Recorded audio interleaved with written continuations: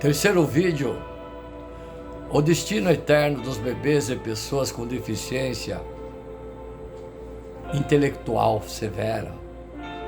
A compreensão da graça divina para os bebês que morrem precocemente, indivíduos que nascem com deficiência intelectual severa. E ainda que a consciência nos condene, Deus é maior do que a nossa consciência e sabe todas as coisas. 1 João capítulo 3, verso 20. O João afirma: Deus é maior que nossa consciência. A palavra de Deus que nos absolve deve prevalecer sobre a palavra da nossa consciência que nos condena. No entanto, bebês e pessoas com deficiência intelectual severa não têm uma consciência que os condena. Como então pode Deus ser maior sobre suas consequências, sobre suas consciências?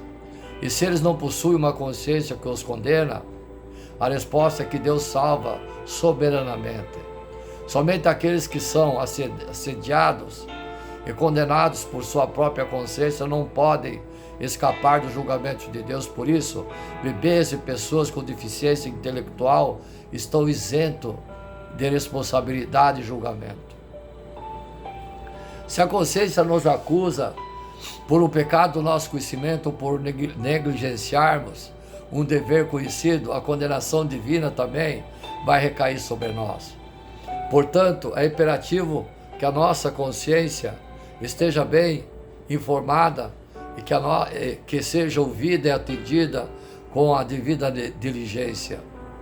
Em contrapartida, se considerarmos a proposição oposta, é igualmente verdade que, para um indivíduo que não possui consciência e por implicação que não tem consciência de um pecado ou de um dever negligenciado, Deus não o condena, por vez que não há uma parte ativa dentro desse indivíduo que possa ser responsabilizado.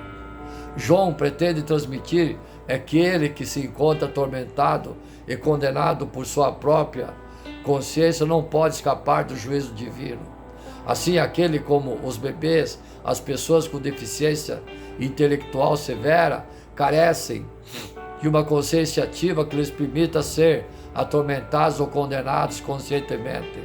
Podem, por causa dessa ausência, ser poupados do juiz divino. A Escritura, por vezes, associa a consciência do homem à condenação e outras vezes à salvação.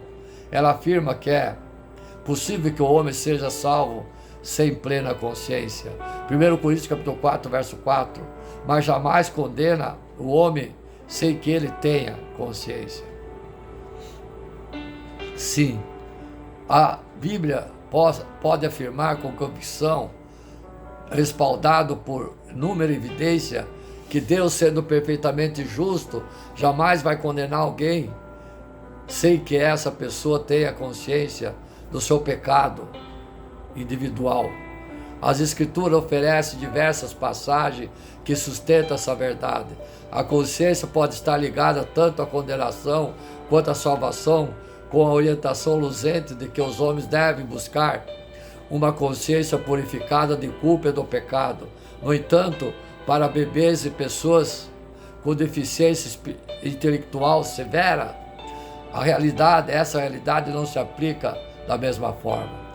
O caráter misericordioso e compassivo de Deus sugere que a graça também é aplicada a bebês deficientes intelectuais. Mateus capítulo 18, verso 14. Na verdade, Yeshua Mashiach chamou para si as crianças, assumindo ativamente o papel no bem-estar delas no reino dos céus. Disse Yeshua Mashiach: deixe vir a mim as crianças e não as impeçam, pois o reino dos céus pertence aos que são semelhantes a elas. Pergunte quem está do teu lado direito: você é semelhante às crianças? Será? Mateus capítulo 19, verso 14. Não podemos afirmar que as crianças são colocadas aqui como padrão falso para o comportamento daqueles que pertencem ao reino dos céus, nem considerar que são meramente um padrão temporário para esse mundo. Afinal, como afirma as Escrituras, quem pertence ao reino dos céus não pertence a esse mundo. Efésios capítulo 2, verso 19. Podemos afirmar que a incapacidade de um bebê ou de uma pessoa com deficiência intelectual severa de articular a fé em Jesus Cristo não impede que Deus, em sua justiça, lhe conceda a salvação, em sua infinita misericórdia. Deus pode atrair essas pessoas para si nos céus, fundamentado no sacrifício perfeito de Yeshua Mashiach pelo pecado. A certeza da salvação dos efeitos se fundamenta na graça do Deus onipotente, onipresente, eterno, que, sustentada pela obediência ativa da satisfação realizada por Cristo, ora, opera a generalização, o qual procede do ato de crer em Cristo. A fé por si só não é causa da salvação, mas sim causa instrumental pela qual recebemos a perfeita justiça de Jesus Cristo. O ato de crer, enquanto fundamento da salvação baseado meramente na confissão, é imperfeito devido à nossa dívida na condição caída, não podendo ser a causa eficiente da salvação. A santificação, sendo um fruto da justificação, é, portanto, subsequente a ela, também não pode ser causa eficiente da salvação, além de ser contaminada pela nossa pecaminosa costumaz. Nessa regeneração, nem a justificação alteram a condição pecaminosa.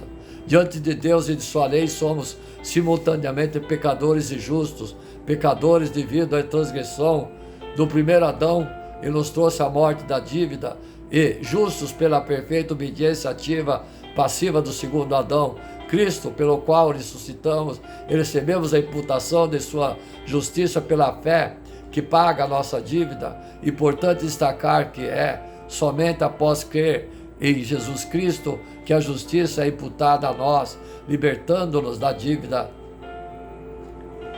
Para aqueles que não conseguem compreender a gravidade do pecado, da dívida e da beleza da justiça e do pagamento constante pela obra redentora de Deus em Jesus Cristo, devido a limitações mentais ou morte precoce, o caráter de Deus sugere que Ele providenciará provisões para a salvação dessas pessoas, embora a maioria das pessoas salvas tenham pelo menos alguma compreensão, embora não plena, do pecado, do arrependimento, da redenção em Cristo e da vida eterna. Reconhecemos que aqueles com capacidade mental limitada, como bebês, indivíduos com deficiência intelectual severa, podem ser salvos pela graça onipotente, mesmo sem tal entendimento ou percepção.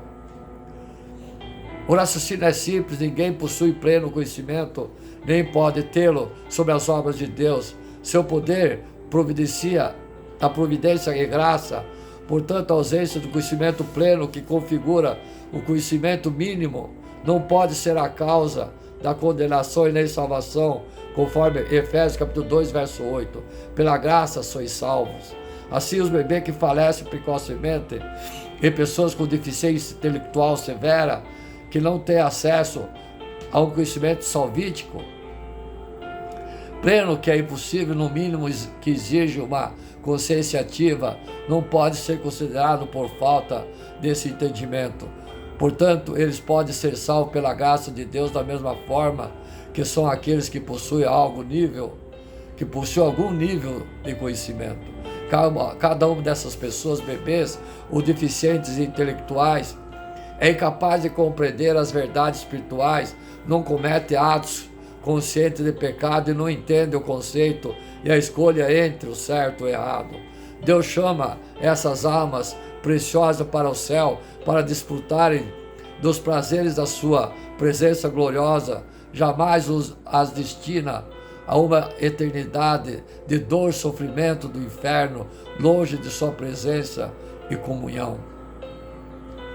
Nossa consciência não pode ser verdadeiramente pacificada até ser profundamente purificada, conforme Hebreus capítulo 10, verso 22. Cheguemos-nos com o verdadeiro coração e inteira certeza da fé, todos os corações purificados da má consciência. Essa purificação, que envolve um processo consciente de meditação sobre os vícios, as virtudes, ocorre através da santificação, pelo estudo consciente da palavra, João capítulo 17, verso 17. Pressuposto a existência de uma consciência ativa e de uma má consciência identificada a ser purificada. No entanto, os bebês e as pessoas com deficiência intelectual severa não têm a capacidade de compreender o que é um verdadeiro coração interiorizada de fé. Como então pode haver a consciência pacificada se não há possibilidade de uma má consciência a ser identificada portanto, purificada? A resposta é que Deus, em sua graça soberana e onipotente, mergulha esses seres, bebês que morrem precocemente e pessoas com deficiências espiritual severa, no sangue de Cristo, purificando-os, mesmo que não tenham consciência de sua condição diante dele e da sua lei. Ele faz isso com base na justiça de Cristo, garantindo uma salvação que não depende da compreensão, seja parcial ou completa, mas unicamente da aplicação perfeita, obra redentiva e salvadoras a eles. Amém? O propósito de Deus para a sua deficiência. Atenção, filhos incríveis. O propósito, enquanto caminhava, Jesus viu um homem cego. Eu já citei lá em cima. Jesus respondeu, nem uma coisa nem outra tal. A Bíblia não se cala sobre o sofrimento. A Bíblia não se cala sobre o sofrimento, ela não fica em silêncio diante das síndromes, doenças ou deficiências físicas, mentais das pessoas. Pode ser autismo, síndrome de Down, deficiência visual ou auditiva, presença crônica ou degenerativa, câncer ou qualquer tipo de condições raras, impronunciável ou incompreensível, como por exemplo transtorno do aspecto fetal alcoólico, espinha bífida, centenas de outros diagnósticos que podem, pois siglas são os que não faltam para dar nomes a tanto sofrimento. Mas a Bíblia, a todas, ela tem uma resposta. Caso a síndrome, doença e deficiência que traz consigo dores e infortúnios peculiares, uma maneira particular de transformar décadas de vida naquilo que ninguém nunca sonhou para si mesmo, nem tampouco para filho e para filha. A vida conjugal e familiar se transforma no que nem um dos dois achava que seria. Tudo é irrevogavelmente alterado e viver nunca mais será a mesma coisa. E nós nunca fomos previamente consultados a respeito para saber se era isso mesmo que queríamos ou suportaríamos o sofrimento. Graças a Deus, porém, que nenhum de nós é deixado sozinho para encarar o síndrome, a doença, a deficiência, seja ela nossa própria ou de alguém que amamos. Deus é conosco e nos deixou a sua palavra. A Bíblia, sim, a Bíblia, tem muitos a dizer sobre o nosso sofrimento. Nós não somos deixados apenas com diagnóstico e pré-diagnóstico médico. Nós não somos entregues os nossos próprios ideais, medos ou temores a respeito da deficiência, da dor, do sofrimento. Não temos que buscar sentido nas opiniões das pessoas. Não precisamos recorrer à religiosidade ou crendice popular em busca de esperanças para suportar o sobreviver. Temos a Bíblia, está permeada de sofrimento e tristeza. Essa é uma das razões que nos torna tão incrível para o ser humano em todas as épocas. A Bíblia foi tecida com as verdades e as coisas que Deus mesmo disse e fez para lançar a luz sobre o problema do sofrimento humano. A luz brilha na escuridão. Não é acidental dessa história em que um cego de nascença seja curado por Jesus e tenha dito no versículo 5, eu sou a luz do mundo. Isso significa que nós não somos deixados no escuro sobre o significado das trevas, do sofrimento. A luz de Deus veio ao mundo, está brilhando nas deficiências, nas enfermidades, nas síndromes, em todos os lugares. Deus não nos deixou sozinhos para nos desesperarmos com qualquer significado ou para criarmos o nosso próprio significado. Portanto, peça a Deus que abra os olhos e na jornada através dessa palavra você possa ver o propósito de Deus para a sua deficiência, quer seja física, quer seja espiritual. Não podemos ser como os discípulos que, em face da deficiência visual daquele homem, buscaram algum sentido nas causas do problema, pois Jesus revelou que a esperança de que precisamos para prosseguir nunca estará na causa, mas no propósito de Deus para todo e qualquer sofrimento. Ouça mais uma vez Jó, capítulo 9, verso 1, 3 e 5. Enquanto caminhava, Jesus viu um homem cego de nascença. Já citei 3 vezes isso. O sofrimento humano, seja ele fruto de uma enfermidade, síndrome ou deficiência, conforme nos ensinou Jesus, nunca deve ser encarado pela perspectiva casual, mas proposital, posto que a explicação que Jesus deu para a deficiência visual do homem cego de nascença não estava nas causas passadas, mas nos propósitos futuros. Essa maneira de ver o sofrimento é tanto revolucionária como redentora, contra-atacando objeções. Como Deus Todo-Poderoso, sendo amoroso, permite tanto sofrimento no mundo, ou Ele é todo-poderoso, mas não bondoso, o bastante por fim ao mal e ao sofrimento, ou ao contrário, Ele é todo bondoso, mas não poderoso e o bastante para pôr fim no mal ou sofrimento. Seja como for, Deus é todo-poderoso, todo bondoso da Bíblia. Para muita gente, o maior problema do cristianismo está na presença do mal no mundo e na forma de como dizemos que Deus usa amorosamente o sofrimento para o nosso bem redentor, salvador e santificador. A verdade, porém, é que o mal e o sofrimento não são provas contra Deus. Ao contrário, o mal e o sofrimento acabam sendo prova que a existência de Deus. Como assim? Pense, de onde vem a ideia de que não é justo o ser humano sofrer tanto? De onde vem a ideia da justiça? Que nós acreditamos que os seres humanos não devem sofrer, ser excluídos, morrer de forma tão oprimida? De onde vem os sentimentos de novo? De onde vem o nosso senso de justiça, igualdade, misericórdia, bondade e amor devido a todos? Só pode ser dado a Deus, o Criador justo, misericordioso, bondoso, amoroso, que todos nós criou iguais, posto que fomos feitos à imagem e semelhança dele. Sim, toda a criação, não por vontade própria, foi submetida a Deus, a uma existência, vaidade, inutilidade e vazio, na esperança de que os filhos de Deus, a criação seja gloriosa, liberta da decadência que a escraviza.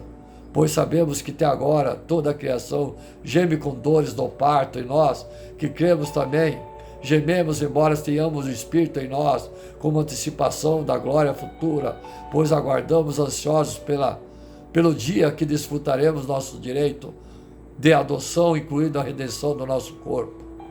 Recebemos essa esperança quando formos salvos.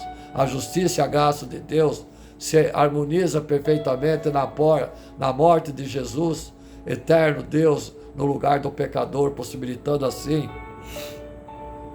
que a justiça fosse aplicada contra o pecado e a graça fosse estendida a todo aquele que crê na vida e na obra de Jesus. Romanos capítulo 3, verso 23 e 26. Pois todos pecaram e não alcançaram o perdão da glória de Deus, mas Ele, em sua graça, nos declara justo por meio de Cristo, que nos resgatou do castigo por nossos pecados. Deus apresentou Jesus como sacrifício pelo pecado, com o sangue que Ele derramou, mostrando assim a sua justiça em favor dos que creem, pois planejava revelar sua justiça no tempo presente. Com isso, Deus se mostrou justo, condenando o pecado, declarando justo o pecador que crê em Jesus e pede perdão dos pecados. Nós sofremos em consequência do nosso pecado. Foi o pecado que nos colocou numa posição de condenado diante de Deus. Jó, capítulo 3, verso 18. Foi esse trágico caminho que cada um de nós escolheu. A pergunta, portanto, é: por que Deus ainda nos não nos trancou na prisão eterna de sofrimento merecido, sendo Ele efetivamente justo? Resposta: porque Ele é também gracioso e escolheu salvar para si um povo dentre todos os que já estão condenados e que jamais tomariam a iniciativa de buscá-lo por si mesmo. Romanos capítulo 3, verso 10 e 20. Assim é que Deus age agora no sofrimento e por meio do sofrimento, usando inclusive e principalmente o sofrimento de seu Filho no lugar do pecador para nos salvar e nos santificar. Assim, embora não forneça um motivo para cada experiência dolorosa, a Bíblia fornece recursos profundos para enfrentarmos o sofrimento com esperança e coragem, em vez de amargura e sofrimento.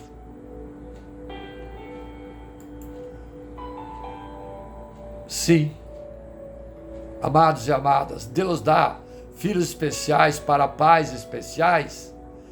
É como se Ele tivesse um cristal bem de fininho e sensível que necessitasse de cuidados redobrados e precisasse colocá-lo nas mãos de alguém da própria confiança. Então Ele nos escolhe.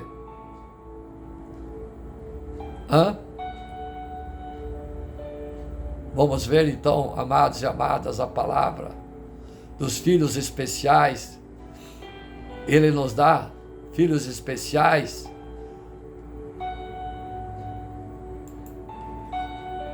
para os pais especiais. Pode ter filhos normais. Algumas vezes você já se perguntou como Deus escolhe as mães de crianças deficientes? De alguma forma, nós visualizamos Deus passeando sobre a terra, selecionando seus instrumentos para que a preservação da espécie humana, com grande cuidado e deliberação. À medida em que vai observando, Ele manda seus anjos fazer anotação no bloco gigante. Vamos fazer aqui um testemunho. Elizabeth vai ter um menino santo, protetor da mãe. São Mateus, Maria Ribeiro, menina, protetora de mãe, etc, etc, etc. Ele está acostumado com quantidade, e finalmente Deus dita o nome dos anjos, sorri e diz: para esta mande uma criança autista. Hoje, cheio de curiosidade, pergunta: por que justamente ela, Senhor? Ela é tão feliz? Exatamente, respondeu Deus sorrindo. Eu poderia confiar uma criança deficiente a uma mãe que não conhecesse o riso. Isso seria cruel. Mas será que ela vai ter paciência suficiente? Pergunta o anjo. Eu não quero que ela tenha paciência demais, senão vai acabar se afogando no mar de desespero e da autocompaixão. Quando o choque de tristeza iniciais passarem, ela consolará ou controlará a situação. Eu estava observando hoje, ela tem um conhecimento de si mesma e senso de independência que são raros e que ao mesmo tempo são raros e fortes no emprego da fé, da justiça e do amor de cada um de seus filhos. O propósito de Deus para a sua deficiência. João capítulo 9, verso 1 e 5. Enquanto caminhava, Jesus viu o homem cego. É a quarta vez esse exemplo, né, família? Do homem cego.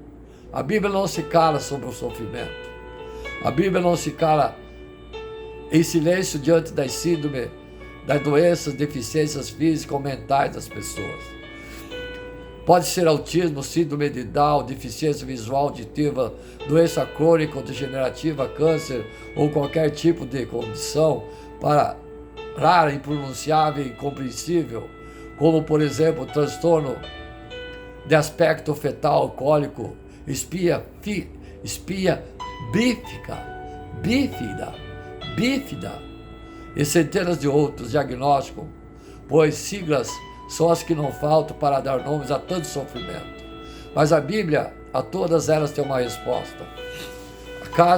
O caso da síndrome, doença e deficiência traz dores e fortunas peculiares de uma maneira particular de transformar década da vida naquilo que ninguém sonhou para si mesmo e não tão pouco para filho ou filha. A vida conjugal e familiar se transforma no que nenhum dos dois achava que seria. Tudo é irrevogavelmente alterado e viver nunca mais será a mesma coisa. E nós nunca fomos previamente consultados a respeito para saber se isso mesmo que queríamos ou suportaríamos o sofrimento. Graças a Deus, porém, que nenhum de nós é deixado sozinho para encarar a síndrome, a doença ou a deficiência, seja ela nossa própria ou de alguém que amamos. Deus é conosco e nos deixou sua palavra. Sim, a Bíblia tem muito a dizer sobre o nosso sofrimento. Nós somos deixados apenas com o diagnóstico e o prognóstico médico. Não somos entregues às nossas próprias ideias, medos ou temores a respeito da deficiência, da dor, do sofrimento. Não temos que buscar sentido na opinião das pessoas. Não precisamos recorrer à religiosidade ou creditice popular em busca de esperança para suportar ou sobreviver. Temos a Bíblia. A Bíblia está permeada de sofrimento e tristeza. Essa é uma das razões que tornam tão incrível para o ser humano todas as épocas. A Bíblia foi tecida com as verdades e as coisas que Deus mesmo disse e fez lançar a luz sobre o sofrimento humano. Sim, a luz brilha na escuridão.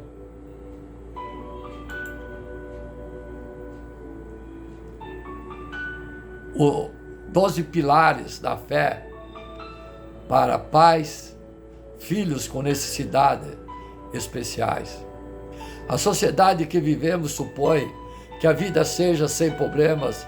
Existem os pressupostos que nós, de alguma forma, temos direito a uma vida fácil. Essa mentalidade é retratada nas respostas de uma típica pergunta. Qual é a pergunta número 1 feita aos futuros pais? Vocês estão esperando um menino ou uma menina? Sim. E qual a resposta mais comum? Tanto faz, desde que o bebê seja saudável.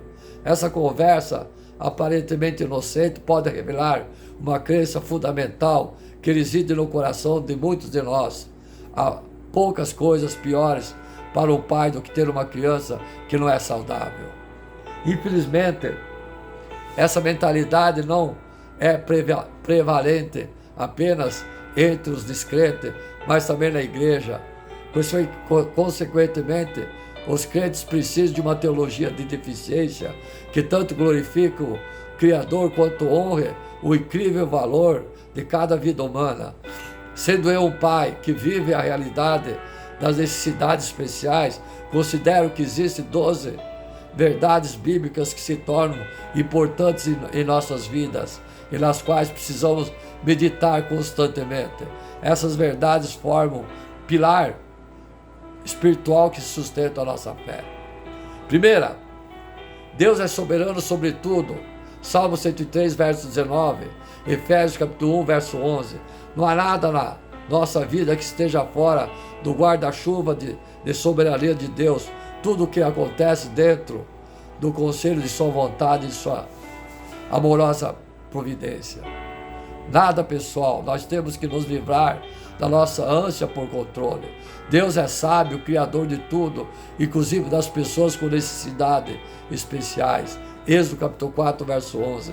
Independente das causas secundárias, genéticas, ferimentos, ataques satânicos, etc., Deus, o soberano Deus, é sempre a causa primária. Como Deus deixou claro a Moisés, em Êxodo capítulo 4, verso 11, ele nunca se vergonha de sua autoria como criador de todos aqueles que têm necessidades especiais. Nós precisamos confiar na sua sabedoria. Deus molda cada criança de acordo com o seu propósito. Salmo 139, verso 13 e 17. Uma pergunta comum que os pais de crianças com necessidades especiais fazem é: onde você estava, Deus, quando você não corrigiu meu filho, quando ele estava desenvolvendo? A resposta de Deus é: eu estava bem ali, no útero formando aquele menino precioso, ou menina preciosa, exatamente como eu havia planejado. O útero é o estúdio do artista divino. Nós precisamos confiar nos propósitos de Deus. Os caminhos de Deus são bons, sábios, é amoroso. Salmo 145, 17. Não importa qual seja a definição humana de bom, os caminhos do Senhor são sempre bons. Ele sempre age em forma de bondade para com seus filhos. Nós precisamos crer na palavra, não nas nossas emoções. O meu filho com necessidades especiais não é uma punição de Deus pelos meus pecados pessoais. João capítulo 9, verso 1 e 3. Assim como foi os discípulos, a mente humana caída tem tendência de sempre estabelecer uma ligação, uma relação de causa e efeito entre o sofrimento e o pecado. Alguém deve ser responsabilizado. A culpa tem que cair em cima de alguém. Certamente, de uma forma genérica, todo sofrimento é resultado do pecado original, do pecado de Adão e Eva. No entanto, nem todo sofrimento pessoal é resultado de um pecado pessoal. Essa é uma diferença expressiva.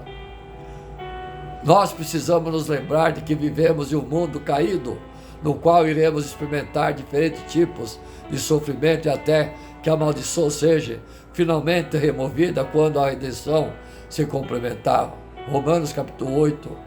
Deus usa a deficiência física e mentais para nos lembrar da nossa maior incapacidade. Nós somos todos deficientes espirituais, exceto pela nossa união com Cristo, pela contínua obra do Espírito Santo. Todos nós somos cegos. Romanos capítulo 1, verso 21 e 23. Todos nós somos deficientes auditivos. Zacarias capítulo 7, verso 11 e 12. Todos nós somos mentalmente incapazes. 1 Coríntios capítulo 2, verso 14. Todos nós estamos perdidos. Jeremias capítulo 13, verso 23. As necessidades especiais, como dádiva divina, são uma forma graciosa de nos lembrar das nossas deficiências próprias. Se algum de nós pensa em ser saudável e perfeitamente sadio, nossas deficiências, como dádiva divina, são uma forma graciosa de nos lembrar das nossas deficiências. Se algum de nós pensa em ser saudável, perfeitamente sadio e sóbrio, está enganado. Ninguém mais além de si mesmo. Nós todos vivemos em um estado constante de terrível necessidade. Sim, nós precisamos correr para Cristo, constantemente encontrar nele o descanso para a nossa alma. A graça de Deus é suficiente para qualquer provação.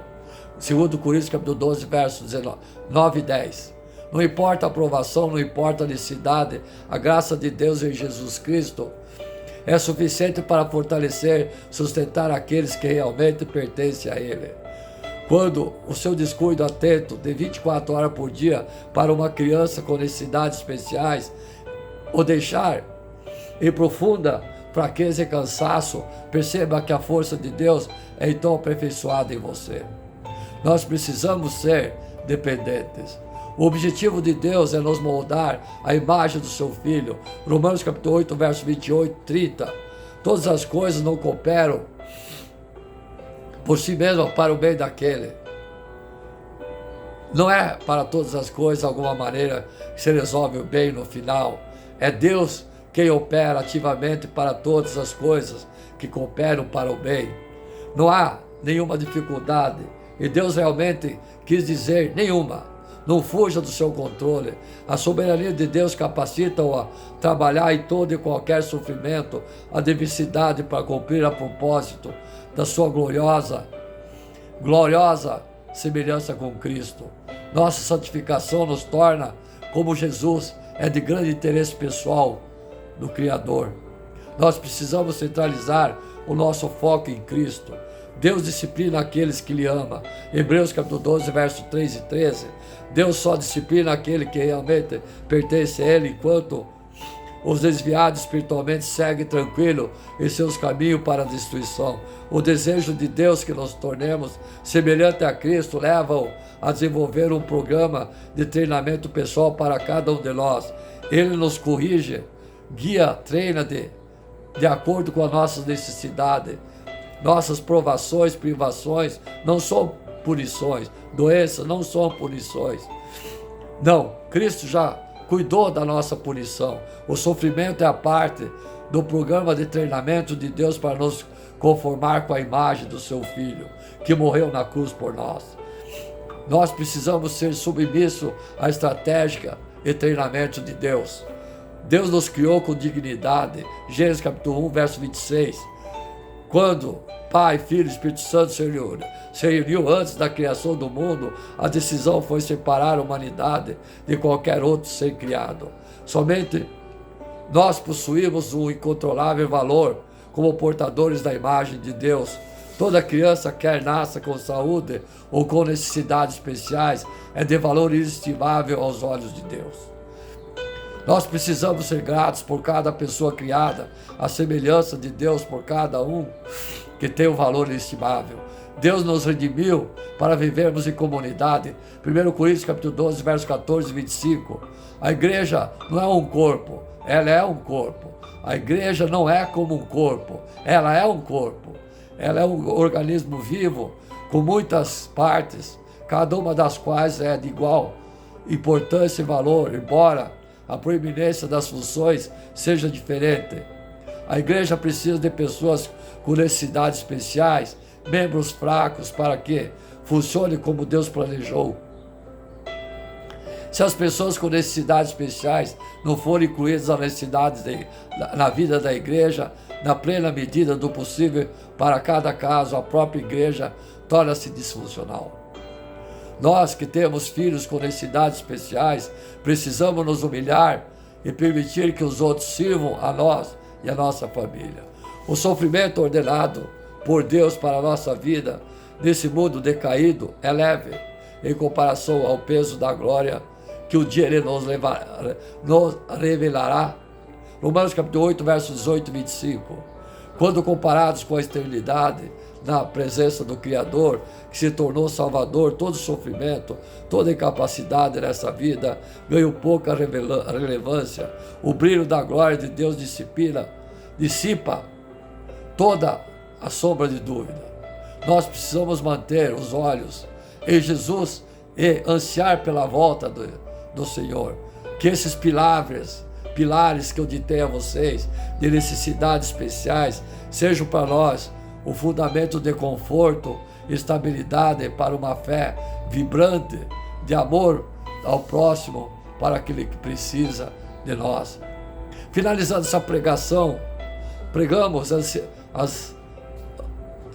as palavras do Senhor através desse servo para todos, amados e amadas, nos 4 cantos do mundo, e que essas palavras ditas nesse momento sejam sentidas a vocês e tenham no seu coração tudo o que vocês podem fazer pelo irmão necessitado, pelo irmão deficiente e pelo irmão incrível que necessita do seu amor, da sua ajuda em todos os momentos. Eu me despeço nesse momento com meu ósculo santo a todos, amados e amadas, e nesse momento eu peço que o sangue de Jesus derramado na cruz lave e abençoe o corpo, a alma e o espírito a todos que estiverem ouvindo essa palavra e que peçam perdão dos seus pecados e creiam que Jesus nasceu, morreu, ressuscitou ao 3º dia, está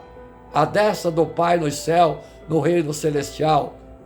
Eu, nesse momento, peço em nome de Jesus, pelo sangue derramado na cruz, que você seja curado da sua doença, que você que está em estado de coma seja curado de todas as doenças, e que você que está com síndrome de qualquer espécie, que você seja cego, surdo, mudo, tome posse da cura, que você esteja com os membros atrofiados, que você seja curado de uma doença que está debilitando o seu corpo, sua alma, seu espírito.